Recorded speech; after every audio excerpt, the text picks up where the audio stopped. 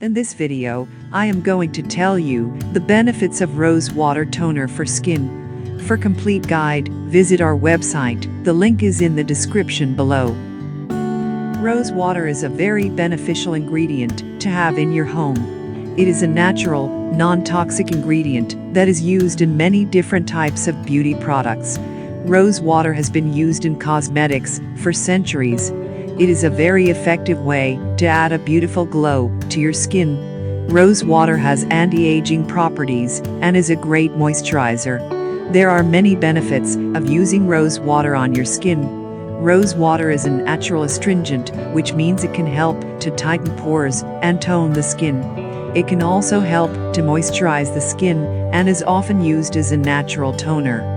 Moreover, rose water can also help to reduce inflammation and redness and can be used to soothe skin conditions such as eczema and rosacea. In addition, rose water is a great natural remedy for oily skin. It can help prevent acne and reduce the appearance of scars.